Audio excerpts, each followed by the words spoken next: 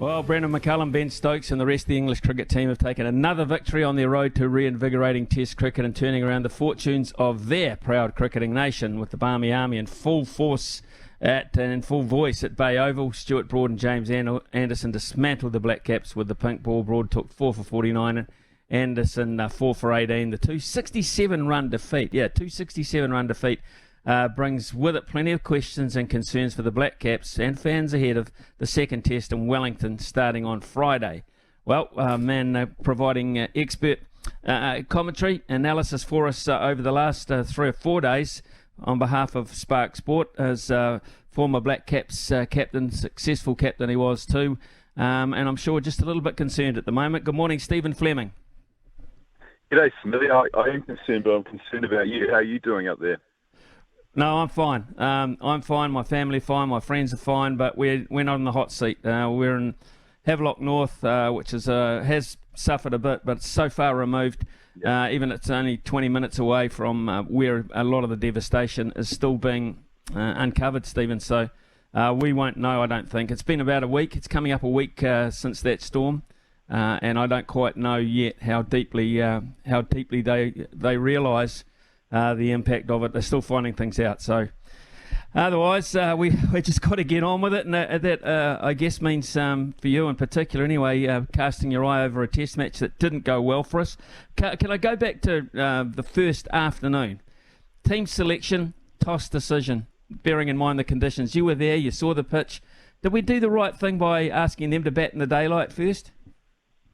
Yeah, it was a real tough one. I was out there in the middle actually with Mark Richardson, and we debated it quite a while, and it was one of those ones we almost gave it, we want to lose it. There was definitely some moisture in the surface. There was definitely a case for bowling, and then you also had to factor in what would that do to the certain timings.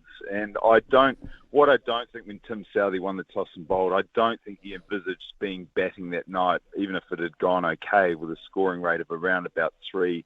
You're sort of still in no man's land. So it would have been a good performance if New Zealand had had the bat in hand. That meant they would have bowled them out. What they didn't envisage was England going on their merry way and feasting on some pretty bad bowling, which then gave the opportunity for England to bowl at the optimal times. Could we have done anything different with our playing 11 on the evidence that you saw of the conditions? Well, I don't think so. I think obviously the Trent Bolt shadow loomed large, and then losing Jameson and Henry, it was pretty unsettled going into that test match. I think they probably chose, without looking at more domestic form, they chose a couple of players that they had possibly had their eyes on for some time. But it's always difficult when you're introducing 2 new bowlers, 2 debutants into an attack against a pretty aggressive England side. It was always going to be a challenge. So I think they were hamstrung a little bit, but yeah, that would be something that they would have to review. The way that England are playing Test cricket now, Stephen, I think the whole world knew that they were going to come at us, whether they rolled for 100 or whether they were not rolled for 325 for 9, 58.2 overs. I mean, we knew the tactics. How do you think we countered them in terms of our strategies? We fed the beast, Smithy, I reckon, and maybe that was just a little bit of nerves. Tim Southey was good, as we knew he would be, but then the nerves and the first couple of spells from Tickner and Kugelheim and Wagner as well. The first 2 overs from Wagner were very loose and in a different role for him with the new ball. So there was quite a bit of change. Having Wagner take the new ball, his first delivery was a beauty. After that, it was pretty wide and pretty loose, and it just gave England the opportunity to go on their merry way. Yeah, they were going to be aggressive, and one of the opportunities that lies within that is to try and tie them up and see how long they can stay patient for it, something that teams haven't been able to do. And it was something that I was looking forward to. I thought the discipline of a New Zealand bowling attack would test their patience, even if there wasn't a huge amount of assistance in the wicket. But we didn't do neither. We didn't extract enough out of the conditions in the first hour, and we were just too short and wide. Harry Brook was a great example. I think he had about 10 boundaries on the offside and only a couple of singles straight. So there was a lack of adjustment and a lack of accuracy in what they were trying to do. Where do you sit on the Trent Bolt side of things? I mean, it was one of the big talking points, particularly when Jameson pulled out, particularly when Matt Henry wasn't available. It was almost like an SOS call to a bloke supposedly who's just living down the road. Where did you sit on all that palaver? Well, my initial feeling was you got to put your best players out. You've got to let the public and good crowd. You've got to say, well, great crowds that attended the 3 days. You've got to let them see New Zealand's best players operating, and the contest would have been better for it. The other issues, of course, is the New Zealand team went as a past player went to Pakistan and did Christmas there and committed to that and did some yards while Trent chose another direction. So there was arguments both ways about moving forward, whether you can pick and choose what series you want to be available for, whether that based on your sort of personal setup or in principle, it's an honour to play for the Blackcaps, and it's a privilege to do so. So these were the discussions that were going around, and I really struggled to get a real fix on it, Smithy. On one hand, I wanted to see Bolt there, but I could also hear the other side of things where picking and choosing where you want to play where it suits doesn't sit quite well either. So I think it's a very difficult situation.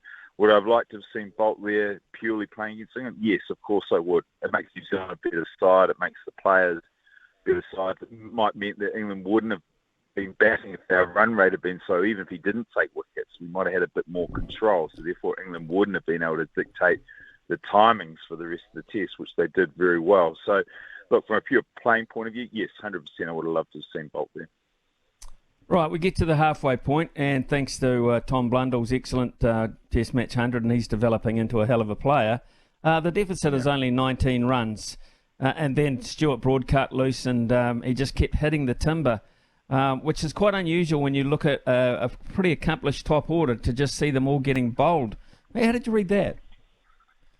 Well, I read it. What I was disappointed with, and there hasn't been much attention. There's been a lot of attention how England managed to bowl at the best times. Well, New Zealand had an unbelievable opportunity through that Blundell innings of putting England under pressure at night. And we didn't take it again. There was the movement there for England on days 1 and 3, but day 2 night, there should have been enough there to create some problems. And it's pretty much that parity once Blundell was out, and we had a real opportunity then to knock 3, maybe 4 of the English top order over and go into the next day with a chance of keeping England down to a paltry score and dictate terms a little bit more. But we let that slip. And while there's been a lot of focus on how well England bowled during that time, I think you've got to say we let a big opportunity go by not being good enough that night either to move the test back in our favour so that we could have batted at a better time of day. And then perhaps when England were bowling on the 3rd night, the ball would have been a bit softer, and then Stuart Broad wouldn't have gone on that run. He's a great bowler. There's no doubt about it. And the ability to bowl some of our top players, you're talking world-class players here, with very good deliveries on the 3rd night of a test match was one of those spells that he has done it in the past. He's gone on some real heaters, and even 8 for, I remember, back in the UK and 4s and 5s where he just gets hot. And he was a hot hand that night, and he really showed the New Zealand bowlers in particular what to do and how to do it. Right, 2 other areas of concern, just looking in from the outside for me anyway. The form of Henry Nicholls. I mean, we all know what a crucial spot number 4 is for any test match side. Usually it's one of your prime batsmen as such, Stephen. He's anything but that form-wise at the moment. What do we do there? Well, what do you do and what will they do? Henry Nicholls has played for a spot a number of times. He got 100 in Wellington a while back when he was being questioned. He got 100 again against South Africa in Christchurch where his spot was under pressure. I think they will stick. They will look for one game and see what happens. They've been pretty conservative with selections over the past few years. They will probably roll him out one more time. But he does get a bit flaky. It is a little bit hot and cold. When he's on, he's very good. But unfortunately, when he's off, he is very off. So the 2 extremes, they need more from him. Will Young's sitting there biding his time, so there is an option if they wanted to replace him. But my gut feel is that they'll stick with him for one more test. What about the Bracewell option as the lone spinner? That is of concern to me. And Stephen, we've been doing this show for coming up to 2 years now, and one of the biggest talking points or texting issues is what about our spin bowling situation? Here we had a guy not that long ago got 10 wickets in an innings, and now we're playing on a pitch which has over the years helped a little bit with a guy who's been around 5 minutes. Is that just batting insurance? Well, it probably is, but you look back sort of over the 5 years, the method they used with being very successful was the greenish type surface and making some big headways with the big seam attack. So they have sort of pushed that spinner role right down in the priority list, given the conditions that we're bowling on and the success that they were having. Games on Mount Maunganui sort of suggest that development is now starting to hurt us, or lack of development. Or lack of tactic, because when you do get in a situation, let's keep in mind, if that test had gone into today, then it would have been almost a perfect wicket, a little bit seen throughout the first 3 games, and then it was starting to turn, and we would have been found out.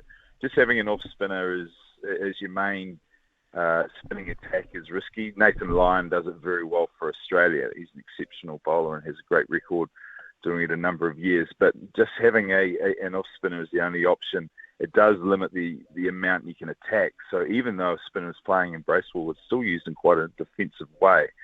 So they have to go back and look at the Basin Reserve. What has been their mode there? Again, they're probably going to go back to that heavy seam attack. They're going to look maybe to bowl first. They might put a bit of water on it and say, hey, let's just have a bowl off and see if we can get our bowling a little bit better, and then just try and back our batters to be a little bit more circumspect, better at playing a seaming delivery than an ultra-aggressive England lineup. That could be a tactic, a positive tactic they could use, but it doesn't add up well for a spinner or developing spin again. So it's been a difficult period for the likes of Ajaz and Ish Sodhi. They got a good run out, Ish in Pakistan, which was horses for courses, and he did well. But it's very hard when you're only getting a test here and there. Yeah, no, I totally agree with that. Do you think the way that Brendan and Ben Stokes are strategising this, and the players are implementing it too pretty effectively, do you think they're trying to, in a way, they're confusing a lot of opposition strategies? Because I know for a fact that, when you're a coach, a very successful coach as well in terms of T20 cricket, but you do a lot of homework on individual players, and you look at opposition players and you say, right, weakness here, weakness there, field placings here, field placings there. But because it's a blanket attack that Brendan and Stokes are bringing, do you think we're getting a little bit blindfolded, a little bit confused over the total approach as opposed to individuals? Yeah, I think there's a bit of that, and I think you could almost call it bluff ball. We both know Brendan pretty well, and there's often a little bit of smoke and mirrors behind that positivity. It can mask it, some nerves and some anxieties. And look, don't get me wrong, they're playing a great brand of cricket, but there are big opportunities if you can find the method that slows them down. They're playing at such a pace. Look at Joe Root, for example. Joe Root, one of the most bizarre dismissals for one of the greatest batters that's ever played, to come out and reverse lap 2 balls after Ollie Pope was dismissed. Now, that just doesn't add up. Even if you're trying to be ultra aggressive, that sort of option taking, it just sort of feels flawed. I'm trying to get my head around this new age of batting and what is the tempo at Test cricket that these young guys are going to play at. It's definitely faster than our days, Smithy. But basic mistakes are basic mistakes. And if you're seeing a guy with 10,500 runs reverse sweeping the over before tee and 2 balls after a guy's got out, to me it still screams opportunity. So you've got to go back to your disciplines. Forget trying to have funky fields and work out where you're going to attack these guys. Just hit a spot and keep it boring. Go back to being really simple but really accurate with what you do. So they don't get anything to feed off, the batters in particular, and they then have to create. And I think you're going to see some outlandish dismissals at some point when a team is able to put them under pressure. Because they've had their way now for a longish period of time, it's really it's created an expectation within that camp that this is the pace we have to play at as well. And they haven't really been tested to a point where what is our other mode if we do get in trouble? Is it to double down, or do we have the ability to pull back and absorb? And they've talked about it. Ben and Brennan have talked about that ability to absorb pressure, but they haven't had to do it for some time now. So I think there's an opportunity within that. Well, you've mentioned that you don't perceive being too many personnel changes from the Blackcaps because they are a relatively conservative bunch. You always seems to get one more chance than a lot of sides from overseas. But Matt Henry perhaps coming back into the mix, surely that will help in terms of consistency and line and length and a little bit more experience. But other than that, not much difference, you feel, and on a typical Basin Reserve pitch, which I would imagine will help for a while. Yeah, I think so, Smithy. The question mark is who he would come in for. Henry, Tickner and Kugelheim both sort of had moments without tearing the house down. It would be interesting to see who they felt was the better bowler or the better option, whether Kugelheim with a bit more pace and shock, but then Tickner was up in the mid 140s in his sort of last spell that he bowled. So they were both getting into their work and getting better as the test went on. So that'll be an interesting one as to who they decide will miss out if Matt Henry is available and comes in. He will provide some stability and some expertise with that new ball, and that will mean that Wagner can go back to, or maybe Wagner's been so good they might even look at Wagner the way he got played in the last test, but he's been so good for so long in that role, which is probably been taking up the spinner's role by bowling short and aggressive. He's bowled the overs that a spinner would normally bowl. So look, they'll go back to kind, I think, and just fit Matt Henry in. We'll have to wait and see who they fit him in for, and then try and get back to the blueprint that serves them pretty well, although it's well and truly under pressure now. Pro-Am this year for you? You're lining up again? Yeah, I am, Smithy. Yep, it's a week that I look forward to. I don't look forward to it with massive excitement. There's a bit of trepidation, and the game is not in shape. I've heard you're hitting a few balls around the place, Smithy, after a long bit of exile, self-imposed exile. Yeah, I have, but I haven't. I've been waiting for Michael Glading and John Hart to ring, but they just never do, Flem. They just never do, but that's okay. Hey, absolute pleasure to talk to you, mate. It's been a long time, so thanks for your expertise. I know you're great mates of Brendan, and behind the scenes you'll be having a lot of fun over this. But it'll be interesting to see how we bounce back. Traditionally, we do bounce back. So, and the Basin Reserve's been kind to us. Let's just hope it is. Cheers, buddy. Travel safe. Thank you. Thanks, mate. Take care up there. Thanks, mate.